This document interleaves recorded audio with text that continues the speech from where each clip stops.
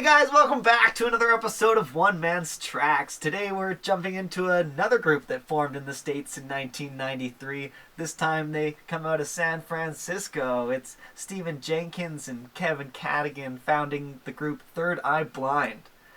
They were lucky enough to record some demos in, I believe, late 95, early 96 with producer Eric Valentine, and that eventually got the ball rolling, got them an opening gig for Oasis, and they blew that performance out of the water, getting an encore performance and getting a double payment for the gig. That started a bidding war with record companies that led to one of the biggest deals for an unsigned act ever at the time. They signed with Elektra Records, stating that it would give them the most freedom to produce what they wanted to produce. A move that did work out in the short term, but I don't believe it panned out the way the guys intended it. With bassist Arion Salazar and drummer Brad Hargreaves, as well as some drumming from Smash Mouth's drummer Michael Urbano. He plays 4 songs on this. This is Third Eye Blind's self-titled 1997 debut album. Not immediately a massive hit, kind of a slow burner, spending 106 weeks charting, peaking at number 25 almost a year after the release of this album. Due to being included in some popular movie soundtracks, it kept rolling and eventually sold over 6 million copies in the States alone. Something I've quickly got to point out, a fun fact that the back of this cover is based off of Revolver's back cover, just like the front cover of Jet Skip Born that I reviewed like a month ago was based off of that very same album. Just a fun little coincidence I had to point out. The way this record harmoniously blends the easy listening pop rock with the heavier, poignant post-grunge lyricism made for an album whose enjoyment was suitable for the poppiest of pop radios and even deep enough to give it those rock props that it deserves. Jenkins even slides his early hip-hop experience into his delivery, making his hooks sink deeper into your subconscious, ready to be triggered by any of the many hit singles this CD provides. So let's jump right into this compact disc, starting off with the most appropriate of songs for a quarantine year. It's Losing a Whole Year. Losing a whole year! Oh, fantastic song that is that Third Eye Blind simultaneously hard and soft rock sound. It's a generalization for sure, but I'd put them right in the middle of a scale that slid from like Weezer to Green Day.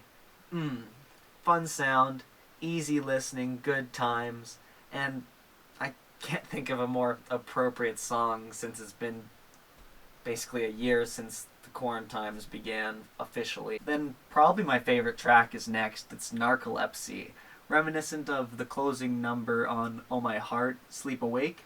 This one's written about Kevin's sleep paralysis, and I think the track is slept on, for a lack of better word choice.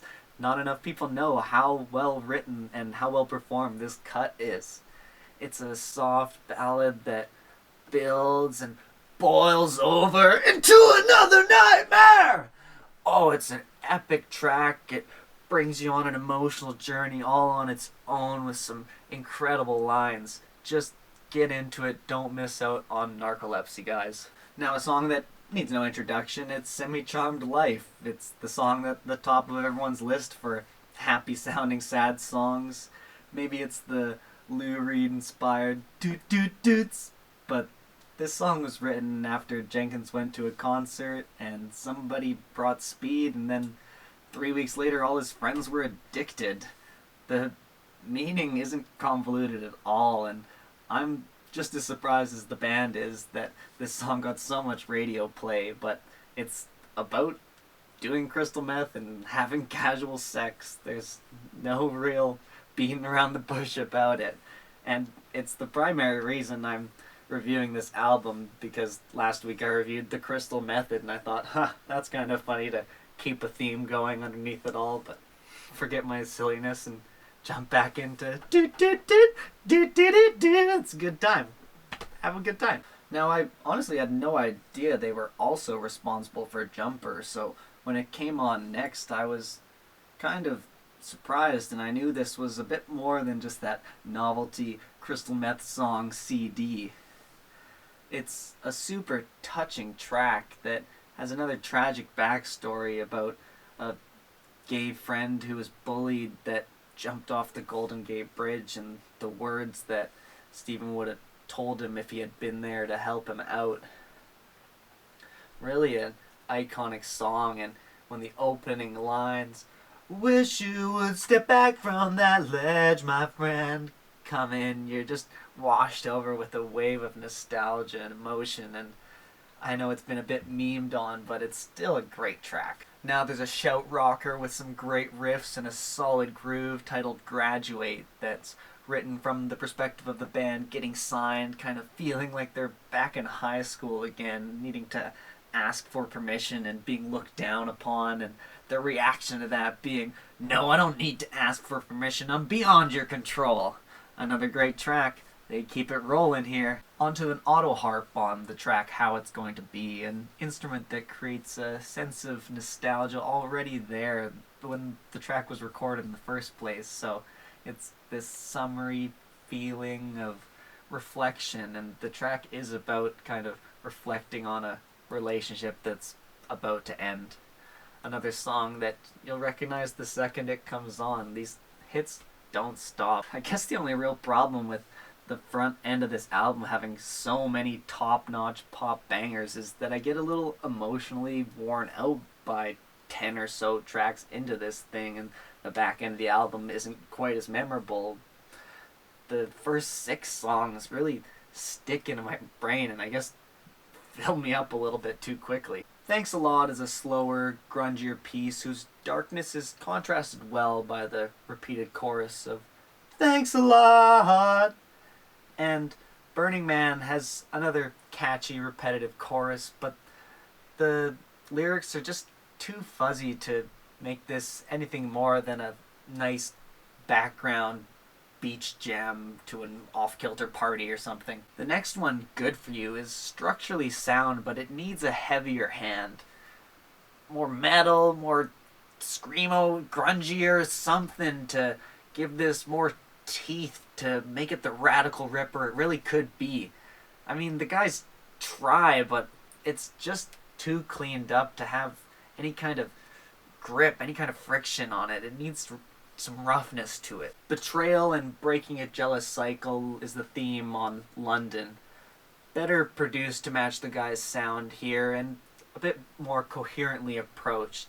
It's a fast rock number that moves the back end of this album onward. Jenkins and his engineer, co-producer Valentine put this next one together kind of on their own, and I think it's the track they probably should have just left off the album completely. It's not the only song released in 1997 with the title I Want You, but there's a reason you know the Savage Garden song, not this one. Where the last track, London, moved this one onwards, this trip-hop inspired number slows down, and its corny, lovey-dovey lyricism just feels kind of altogether superficial and makes it a tough listen. I'm gonna stick with Savage Garden. The background really should have just replaced that track entirely instead of following it up, because narratively it keeps the thing going with it being the come down of those relationships that have all ended over the course of this album. It's open instrumentally, but about isolation. It feels like you're locked alone in a great big room having the speakers blast rock music into you. The next song has a mini documentary that's named after it about the band that I actually can't find anywhere. Can somebody please link me a version of it somewhere? I'm struggling to learn more, even though it's right there, it's got the name and I know it exists, but I just suck at Googling, I guess. Either way, this one's the second to last song on the track list. It's titled Motorcycle Drive-By. It has the band highlighting Jenkins' acoustic guitar and vocals with just kind of light playings as they build and morph this thing into another rockin' crescendo. It's a good follow-up to the background, closing off that sad story with the line like, "I've never been so alone, but I've never been so alive." They send us off with a sobering song of addiction on the track God of Wine. It's a grungier downer that leaves me with the uncomfortable emptiness. I mean, come on, guys. So you gotta do me like that right after I got just some semblance of closure in the last one. They leave you with that, that emptiness, that, tragic tale in the end. Pretty rowdy stuff for a band that everyone thought was kind of a pop band. I'm really not sure why it keeps coming up in this review, but here I go again, bringing up another album I've already reviewed. Like Blind Melon's self-titled debut album, this record also just continues to grow on me every time I listen to it. Sure, you've got overplayed tracks like Jumper and Semi-Charmed Life and No Rain on the Blind Melon Circumstance, but there's a new appreciation that I get each time for the tracks maybe that I didn't give enough time to begin with, and the overarching narrative that they come at you with really does come through, and I'm super impressed by this debut effort. I'm also happy that it's past the point in time, that hipster bullshit period where you couldn't like anything that was already popular, and so now that that's behind us, you can go back to the 90s, back to the 80s, maybe back to the early 2000s, whenever you were a child, and you can just enjoy those feel-good tracks that you might have heard on the radio too much. I don't know, I'm loving rediscovering all these bands and finding new appreciation for them through this process of those random thrift shop pickups. Third Eye Blind has a bit of a colored history. They would release Blue after this album, a respectable 1.5 million copies of that would sell. It's a solid album. It rocks pretty hard, a couple bona fide hits on it. Unfortunately, after touring it, they kind of unceremoniously released their guitarist founding member Kevin Cadogan from the group. He would turn around and sue them over it. The band would have to kind of take a bit of a break just to kind of deal with that suit over the next year, and his replacement, Tony Fredianielli, I can't pronounce this guy's last name, some Italian name, somebody sue me over this, not Fred, please don't actually, because after their fourth album, Ursa Major, that guitarist also got kicked out of the band and had to sue them for royalties as well. That suit actually went to court, and he ended up getting, I believe, about $450,000, but boy, must be tough to be a guitarist and songwriter on this band, because Stephan doesn't appear to work well with others for too long. He makes some great stuff while they are working. Thankfully, the bassist Arion Salazar, when he left, I think in 2006, they seem to have left on good terms, and Brad Hargreaves still remains a part of the group, so him and Stephan have some great chemistry, obviously. They get along pretty well. I'm just glad to not be stuck in the middle of that chaos, but obviously it might be what comes with the rockin' lifestyle.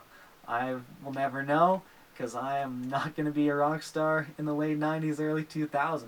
They previously stated that their fifth album would be their last full-length record, but in 2019 they released Screamer. It's a modernized pop rock sound that isn't anything like what you'd hear on this or Blue, and unfortunately it's not much to my liking. I'm gonna stick with these earlier albums for the time being, but if they happen to be playing at a festival I attend, man, I'm gonna get into some Third Eye Blind goodness.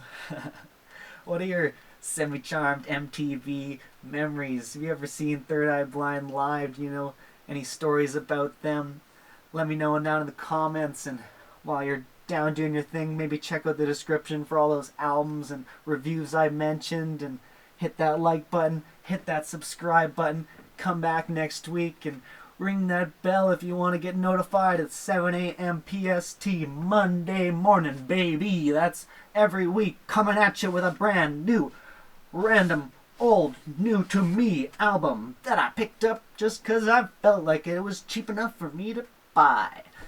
I have a ton of fun doing this, so make sure you can check out another review here, maybe something you like, and if you still haven't subscribed, there's a link right in the middle of the video.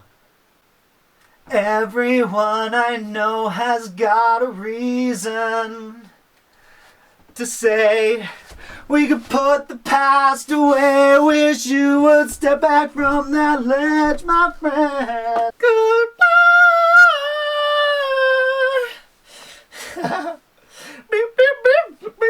I can't resist.